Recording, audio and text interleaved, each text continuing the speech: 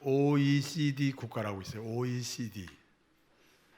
그러니까 전 세계에서 조금 잘 사는 나라들 한 30개 나라 정도의 연합체예요.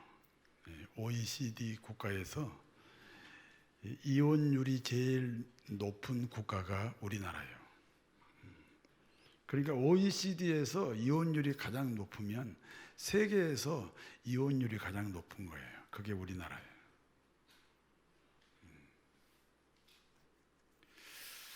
이혼하지 않는 비결이 뭘까요? 어떻게 하면 이혼하지 않고 잘 살 수 있을까요? 이혼하지 않는 비결. 내가 물어보잖아요. 네? 그래, 결혼 안 하는 거예요. 결혼 안 하는 방법밖에 없어요. 결혼 안 하면 이혼 안 해도 돼요. 그럼 결혼했으면 이혼하지 말아야지. 그런데 보니까 그 결혼이라는 건 부부가 서로 사랑하는 거잖아요. 그런데 그 서로 사랑하는데요.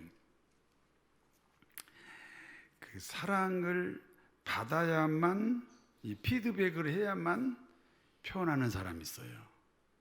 그게 이혼의 원인이기도 해요. 왜 받아야 돼요? 그냥 줘야지. 그런데 이것은 자존감이 강하면요, 그냥 사랑을 표현해요. 근데 자존감이 약하면 표현 자체가 굉장히 두려운 거예요. 표현을 못해요. 그래서 자존감이 약한 사람들이 이혼해요. 그러니까 부부는 먼저 표현하는 사람이 좋은 거예요. 사랑한다고 이렇게 먼저 표현을, 자존감이 약하면 못해요. 어려서 하고 싶은 게 많은데 못하고 사는 사람, 이렇게 억압을 받았던 사람이 자존감이 약해요. 저는 어려서 내가 하고 싶은 거 다 하고 살았어요. 그래서 저는 자존감이 강하잖아요. 근데 자존감이라는 것은 교만이 아니에요. 자기를 사랑하는 거잖아요. 자기 존재를 귀하게 여기는 거잖아요. 그래야 다른 사람도 귀하게 여기고 이 사랑을 먼저 표현할 수 있어요. 먼저 표현해야 돼요. 그래서 가정이 아주 간단해. 먼저 표현하자. 먼저 사랑한다고 말하자. 네가 사랑한다고 말해야 내가 사랑하지. 이러지 말고. 누구 얘기하는 것 같아요? 내 얘기하는 것 같은데. 그러지 말고 자존감을 높여야 돼. 하나님이 나를 사랑하잖아요. 자기 아들을 바치기까지 나를 사랑하는 거예요. 얼마나 내 자존감이 큰 거예요. 옆에 사람에게 한번 인사합시다. 처음 뵐 때보다 더 아름답습니다.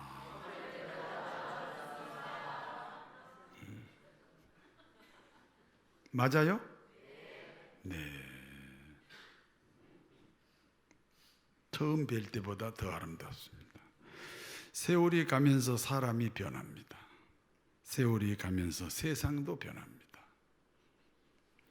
세월이 가면서 교회도 변합니다. 세상이 변하니까 교회도 변해야 복음을 보존할 수 있어요.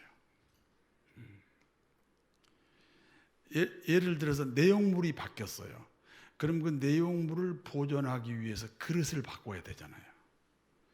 그릇을 안 바꿈으로 내용물이 변질될 수가 있잖아요.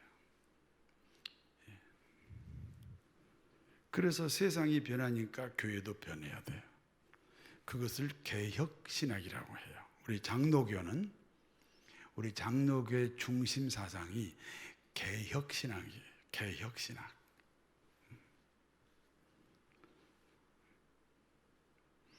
우리 자신들도 개혁신학자가 돼야 돼. 세상이 변하니까 거기에 늘 맞출 수 있도록 우리 자신의 변화가 필요합니다.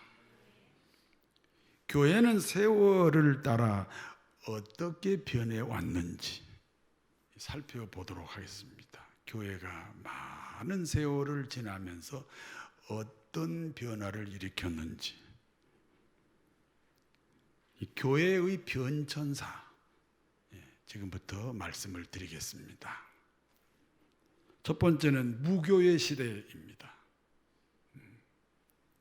교회가 없는 시대예요. 하나님께서 최초로 만든 인간이 아담과 하와예요. 아담과 하와가 살고 있었던 곳이 에덴 동산입니다. 에덴 동산에서의 아담과 하와는 100% 하나님이 통치합니다. 신앙이 뭡니까? 신앙이 뭐예요? 하나님의 통치가 신앙이에요. 100% 하나님이 통치한다는 것은 100% 하나님이 그 사람의 결정권자라는 거예요. 그러므로 아담과 하와는요, 발가벗고 살면서 자신들이 발가벗었다는 사실을 몰랐어요. 바보예요? 하나님 대리자인데 얼마나 지혜로워요. 그런데 자기가 벗은 것을 몰랐어요. 왜 몰랐습니까? 결정권자이신 하나님이 너희는 벗었다, 너희는 벗었다 이렇게 결정한 적이 없어요. 그래서 벗은 것을 몰랐어요. 누가 결정권자라는 뜻이에요? 하나님이 아담과 하와의 결정권자였습니다.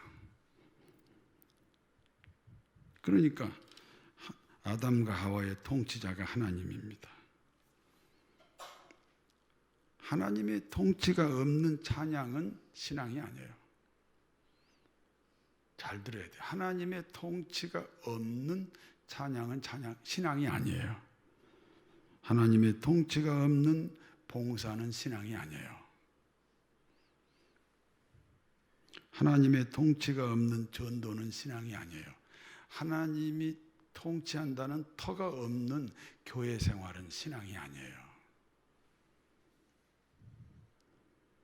오늘 우리는 하나님이 통치하시기 때문에 이 예배를 드리고 있습니다. 그러므로 100% 하나님의 통치가 이루어지는 에덴 동산 그 자체가 교회예요. 그렇기 때문에 아담과 하와는 무교회 시대의 기독교인이에요.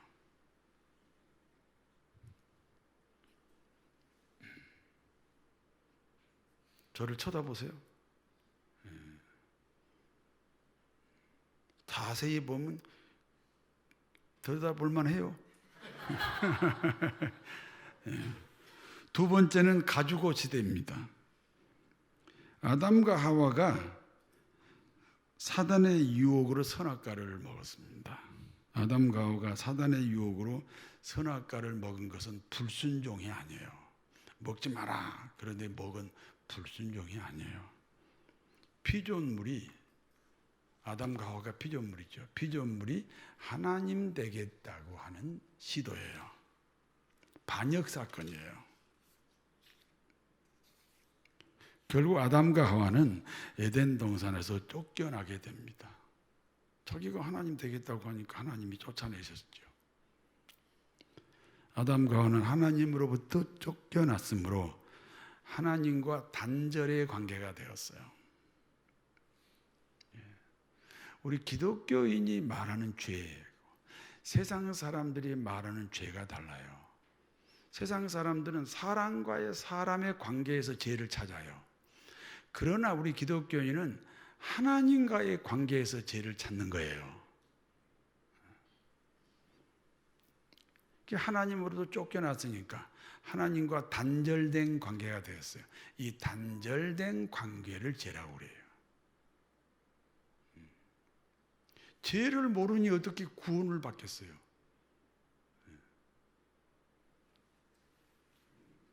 그리고 죄의 값이 사망이에요.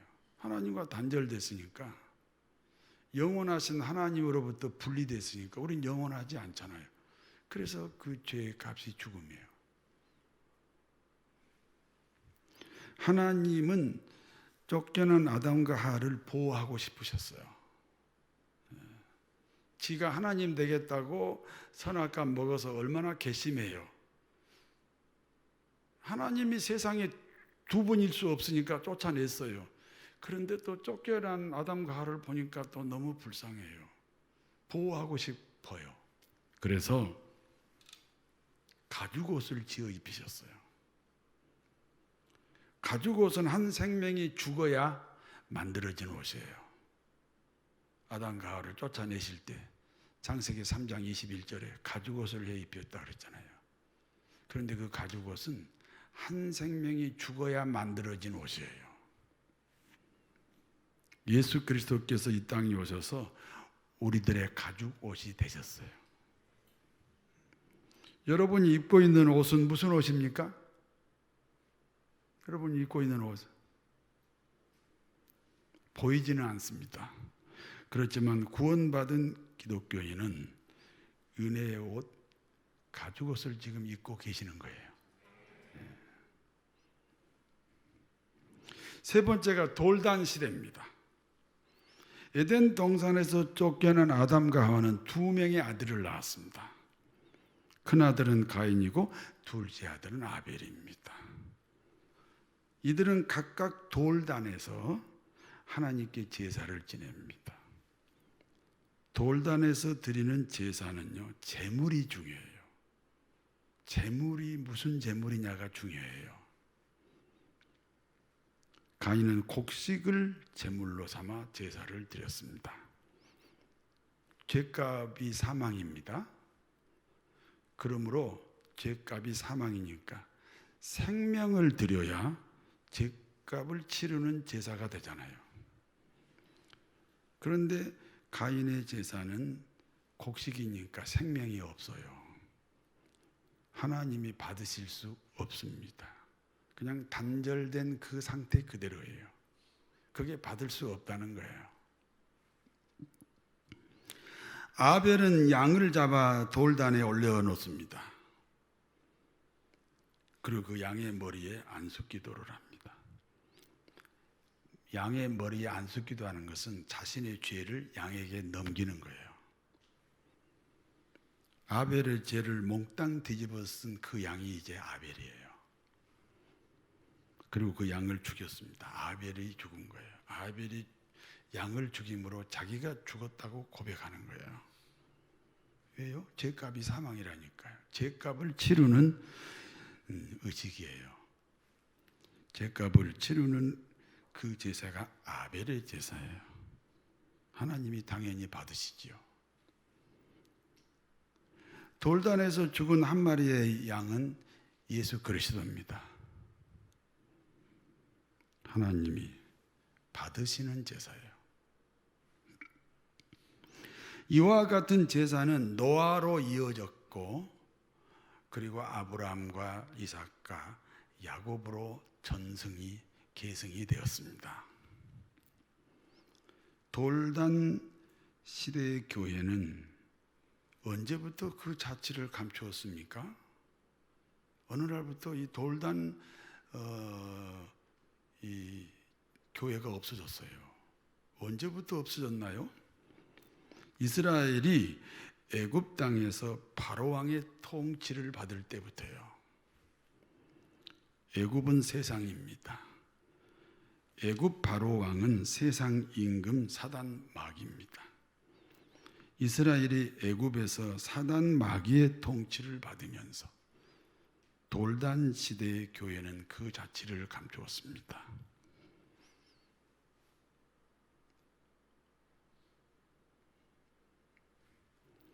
여러분이 지금 기독교인이잖아요. 난 기독교인은 안 하겠어. 난 기독교인은 안 하겠어. 그러면 제일 먼저 어떤 현상이 일어나죠? 주일날 예배를 안 드리게 되죠. 그러니까 돌단 제사가 왜 없어졌냐? 이스라엘이 애굽 땅에 내려가면서부터 없어졌어요. 통치자가 달라요. 통치자가 하나님이 아니고 바로 왕이에요. 그러니까 돌단 제사가 없어진 거예요. 교회가 없어진 거예요. 네 번째는 성막 시대입니다. 이스라엘이 애굽 땅 바로 왕의 노예 생활로 430년을 보냅니다. 하나님이 모세를 통해 이스라엘 민족을 애굽에서 탈출시킵니다. 모세가 이스라엘 백성을 애굽에서 탈출시키기 위해서 바로 왕에게 했던 말이 뭔지 아세요? 나 이스라엘 백성을 탈출시키겠다 그렇게 말한 적이 없어요. 뭐라고 말했느냐 하면요, 여러분이 출애굽기 5장 3절을 한번 같이 읽어요. 그들이 이르되 히브리인의 하나님이 우리에게 나타나셨은즉 우리가 광야로 사흘 길쯤 가서 우리 하나님 여호와께 제사를 드리려 하오니 가도록 허락하소서. 여호와께서 전염병이나 칼로 우리를 치실까 두려워하나이다. 모세가 애굽의 바로왕에게 이렇게 말합니다. 우리요, 이 애굽 땅에서 우리 떠나야 돼요. 그렇게 말한 게 아니라니까요. 뭐라고 그랬나? 히브리인의 하나님, 이스라엘 민족의 하나님이 우리에게 나타나셨다. 그러므로 우리는 사흘 3일길쯤 가서 하나님께 제사를 드리려고 한다. 430년 동안 중단됐던 제사, 예배를 다시 드리겠다고 하는 거예요.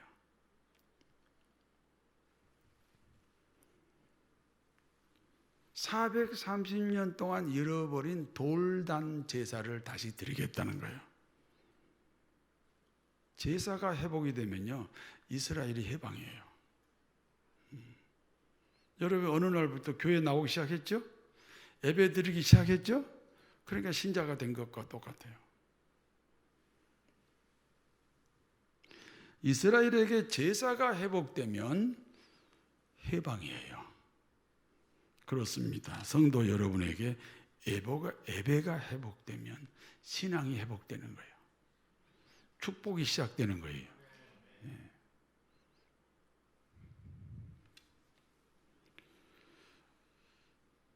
누가 집에서 예배 방해하는 사람 있어요?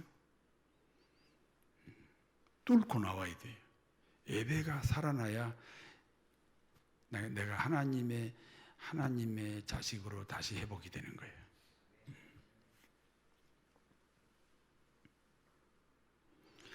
이스라엘은 드디어 애굽에서 해방이 됐습니다. 예배가 살아나니까 해방이 됐습니다. 애굽 땅을 떠난 이스라엘의 목적지가 어디입니까? 목적지가 어디예요?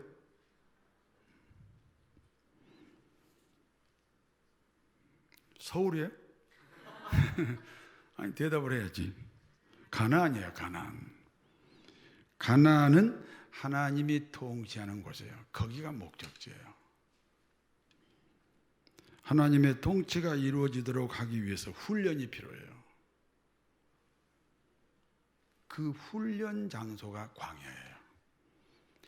이스라엘은 광야 40년 동안 교회가 필요합니다. 이동하는 교회입니다. 이름이 성막입니다.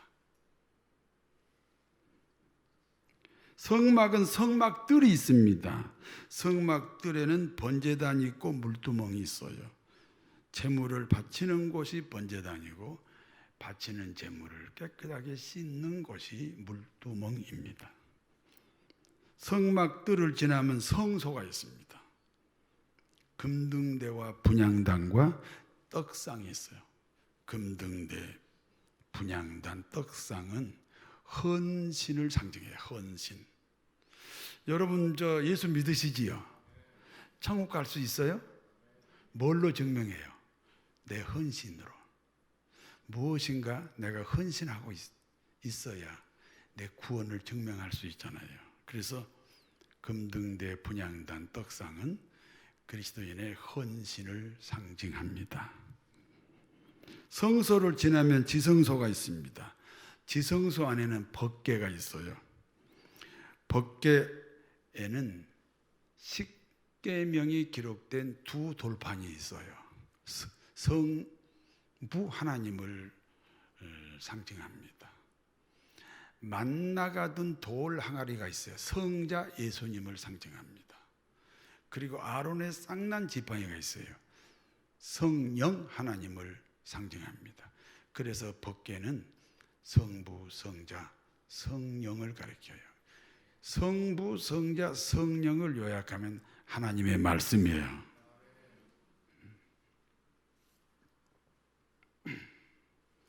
성도 여러분, 이동하는 교회는 이스라엘의 가나안에 정착하기까지예요. 그리고 성막교회는 당연히 예수님을 상징합니다. 다섯 번째는 장막시대가 있어요. 장막시대.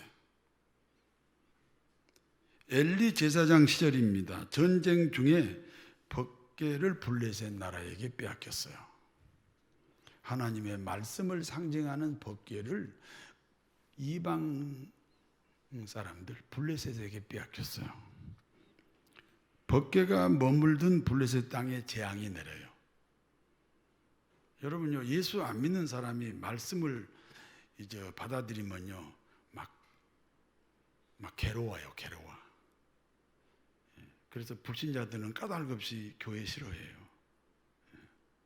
말씀이 괴로운 거예요.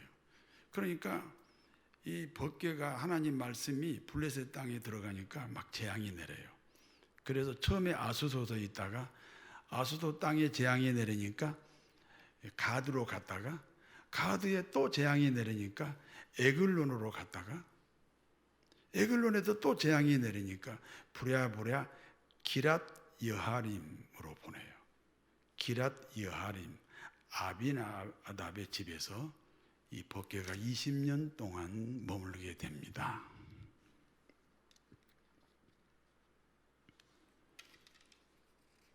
법궤가 아비나답의 집에서 20년 동안 머무는 동안에 다윗이 이스라엘의 왕이 됐어요. 다윗은 왕이 된 후 제일 먼저 했던 일이 성전을 짓는 거예요. 그러나 다윗이 지은 성전에는 법궤가 없어요. 그러므로 법궤 없는 성전을 장막성전이라고 부릅니다. 법궤는 하나님의 말씀입니다. 오늘날도 하나님의 말씀이 없는 장막성전이 있습니다. 저는 유치원 시절부터 교회 다녔습니다. 중고등학교는 미션스쿨 다녔어요. 군대에서 열심히 교회 다녀갖고 세례 받았어요. 그런데 저는 그때까지 긴 시간 동안 교회 생활했는데 구원을 받지 못했어요. 말씀 없는 장막 성전을 다녔다는 뜻이에요. 그러므로 장막 성전에는 예수님이 계시지 않습니다. 모든 교회는 예수님이 계십니다. 그러나 영혼 구원의 역사가 일어나지 않으면 예수님이 계시지 않습니다.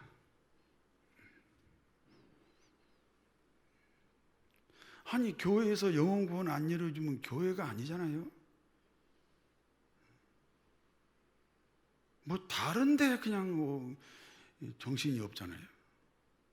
그 장막 성전이에요. 그게 장막 성전. 말씀이 없는 거예요. 여섯 번째 성전 시대가 있어요. 이스라엘이 이제 가나안에 정착하잖아요. 그러므로 이동하지 않는 교회, 이동하지 않는 성전, 예루살렘 성전이에요. 예루살렘 성전은 솔로몬 성전에서 출발하여 스룹바벨을 거쳐서 헤롯 성전으로 이어집니다. 그와 같은 세월을 겪으면서 예루살렘 성전에 하나님 말씀이 사라졌어요. 아니, 법궤가 있어요. 성막들이 있고 성소가 있고 지성소가 있고 형식이 다 있어요. 그런데 말씀이 없어졌어요. 그러므로 지금은요, 이슬람 성전이에요. 성교실에 가서 제일 많이 놀라는 게 우리가 맨날 예루살렘, 예루살렘, 예루살렘 했던 그 예루살렘 성전이 이슬람 성전인 거예요. 하나님을 섬기는 것이 아니라 마호메트를 섬기는 거예요. 예루살렘 성전이 기독교 성전으로 남아 있으면 기독교가 왜곡이 돼요. 그러므로 하나님은 예루살렘 성전을 이슬람 성전이 되도록 허락을 한 거예요. 우리가 어디를 지나다 보면 교회였던 곳이 이단 성전으로 바뀐 것을 볼 수 있어요. 저게 분명히 교회였는데 어느 날 보니까 간판이 이단 교회예요. 기독교가 되지 못함으로 그와 같은 부끄러운 일들을 보게 됩니다. 7번째는 교회 시대입니다. 교회의 시작이 어디인지 아세요? 그걸 알아야 우리가 지금 교회 시대에 살고 있는데 교회 시작이 어디서부터인지 아세요? 사도행전 2장 1절에서 4절을 같이 읽습니다. 오순절 날이 이미 이르매 그들이 다 같이 한 곳에 모였더니 호련히 하늘로부터 급하고 강한 바람 같은 소리가 있어 그들이 앉은 온 집에 가득하여 마치 불의 혀처럼 갈라지는 것들이 그들에게 보여 각 사람 위에 하나 그들이 다 성령의 충만함을 받고 성령이 말하게 하심을 따라 다른 언어들로 말하기를 시작하니라. 마가다락방이죠. 지금 우리가 사는 시대는 교회 시대예요. 교회 시대라는 말은 성령 시대라는 뜻이에요. 예수님이 승천하신 후 10일 후 10일째 되는 날입니다. 예수님이 다시 오셨어요. 성령으로 마가다락방에 오셨어요. 그게 오순절 사건입니다. 누구든지 성령을 받아야 됩니다. 그리고 성령 충만해야 됩니다.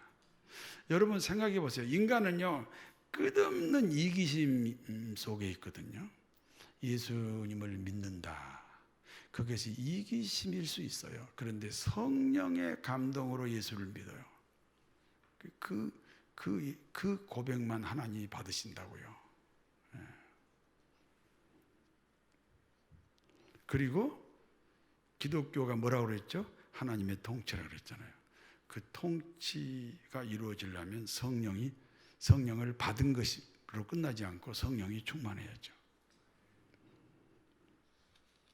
그러므로 우리는 교회 시대의 기독교인입니다. 성령을 받기도 하지만 받은 성령으로 내 인생을 가득 채워야 돼요. 충만해야 됩니다. 이제 본문이 주는 여기까지 본문의 내용이고 이제 본문이 주는 교훈을 말씀드립니다. 우리가 사는 세상에는 그동안 7종류의 교회가 있었잖아요. 그렇죠? 7종류가 있었죠? 처음에는 무교회 시대. 그 다음에 뭐예요? 가주고 시대. 예. 그 다음에 돌단. 그 다음에 성막. 그 다음에 장막. 그 다음에 뭐죠? 성전. 예. 이동하지 않는 교회. 그리고 마지막 교회 시대입니다. 지금은 교회 시대예요. 그런데 이 7종류의 교회 중에 오리지널이 있어요.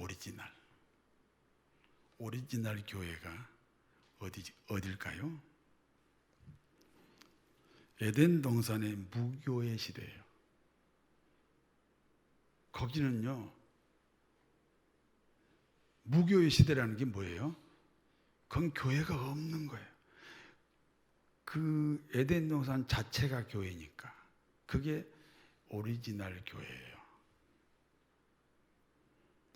에덴 동산의 무교의 시대에는 100% 하나님이 통치했어요. 100% 하나님이 통치하셨다는 것은 100% 하나님이 결정권자였다는 거예요. 하나님의 통치가 신앙입니다. 그러니까 에덴 동산의 무교의 시대가 오리지널 교회예요. 아담과 하와가 하나님 되겠다고 선악과 먹었습니다. 그러므로 에덴 동산의 무교의 시대가 무너졌죠. 그 결과 아담과 하와는 에덴 동산에서 쫓겨났습니다. 이제는 하나님이 통치할 수가 없어요. 더 이상 하나님이 결정권자가 아닙니다. 스스로 주인 되어 삽니다. 스스로가 결정권자가 되었습니다. 사공이 둘이면 배가 바다로 가지 않고 어디로 간다? 산으로 간다 그래요. 우리가 사는 지구라는 배에 70억의 사공이 있어요. 그러니까 세상은 바르게 갈 수 없어요. 점점 멸망의 길로 가고 있어요. 우리가 가장 그 답답한 곳이, 우리가 사는 시대에 가장 답답한 곳이 국회예요. 국회. 전부 주인 되겠다고 싸우고 난리치잖아요. 정말로 제일 답답한 곳이 국회예요. 국회. 내가 국회의원들하고 개인적으로 말하면 아주 사람들이 훌륭한데 거기만 갖다 넣어놓으면 어린아이보다 더 못해요. 그게 이제 다 자기가 사공이라는 거지. 예. 그러므로 무질서와 혼돈의 세상이 되었습니다. 그와 같은 세상 중에 하나님의 구원의 손길이 있습니다. 그것이 교회입니다. 그리고 시대가 변하면서 교회의 변천사가 시작됐습니다. 다시 말씀드립니다. 시대의 변화에 따라 교회의 변천사가 있어요. 교회가 변해요. 그러나 오리지널 교회의 모습이 상실돼서는 안 됩니다. 오리지널 교회를 지키는 비결이 무엇입니까? 첫째는 잃어버린 구원을 다시 찾는 거예요. 구원을 다시 찾는 거예요. 세상에는 수많은 구원의 길이 있습니다. 잠언서 16장 25절입니다. 어떤 길은 사람이 보기에 바르나 필경은 사망의 길이니라. 기독교 외의 모든 종교는요, 사람 보기에 참 발라요. 그럴듯해 보여요. 그러나 그 길로 가면 반드시 멸망으로 가는 거예요. 그런데 우리 기독교가 일반 종교처럼 변해가고 있다는 거예요. 아주 사람의 보기에도 좋고 사람이 보기에 좋도록 자꾸 변해가고 있어요. 그래서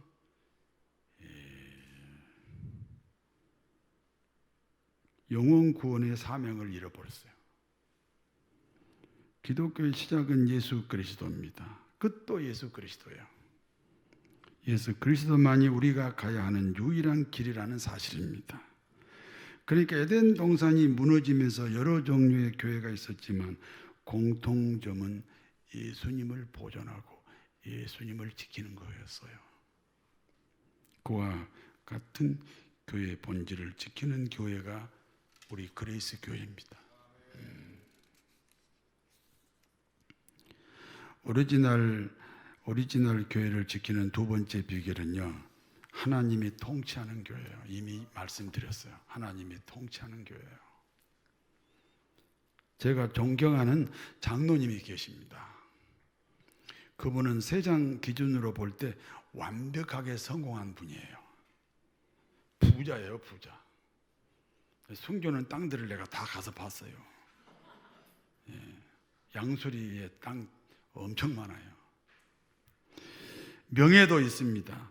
자식들도 모두 성공했어요. 자식들이요, 연봉이 5억이 넘어요. 다 성공했어요. 별장도 가지고 계세요. 그런데 이분은 저만 보면 죽고 싶다고 그래요. 왜 죽고 싶지? 아니, 그런 조건을 가지고 왜 죽고 싶지? 이유가 있어요. 그 장로님의 소원은 하나님의 통치가 100% 자기 자신에게 이루어지는 거예요. 그런데 100%는 소원일 뿐, 한 번도 하나님의 통치가 100% 이루어진 적이 없어요. 그런데 하나님의 통치가 100%로 이루어지는 곳이 있어요. 어디예요? 죽은 다음에 가는 천국이에요. 그러니까 맨날 죽고 싶다고 그래요.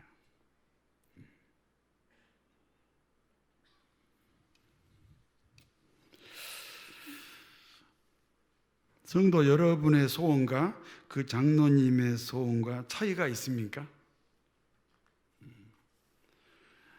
일반인들은 뭐 돈에 대한 소원, 건강에 대한 소원, 자식에 대한 소원, 그런데 그 장로님은 하나님의 통치가 소원이에요. 근데 그게 안 이루어지니까 빨리 죽고 싶다는 거예요. 차이가 있어요, 차이가.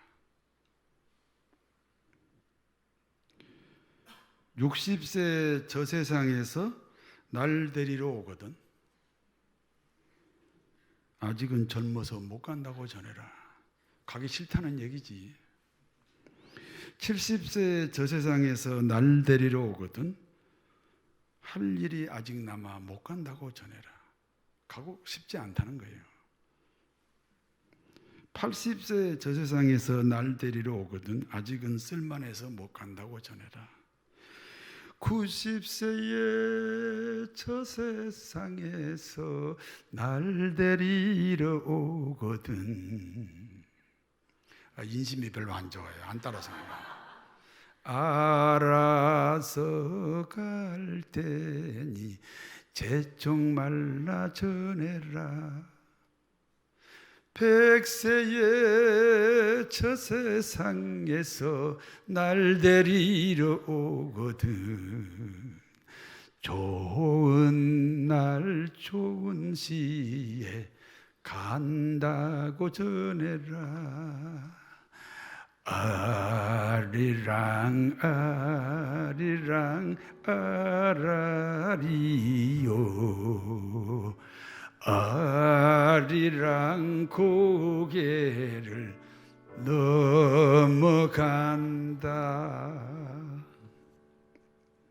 세상 사람들은 죽는 일이 비극이고 슬픔이에요. 그래서 100세가 되었어도 죽기 싫다는 거지. 날 잡아서 간다는 말은 가고 싶지 않다는 거지요. 그러나 우리 기독교인에게 죽음은 또 다른 희망입니다. 하나님의 통치가 이루어지기 때문에 또 다른 희망입니다. 그와 같은 일이 우리가 살고 있는 이 땅에서도 이루어질 수 있도록 돕는 곳이 교회입니다.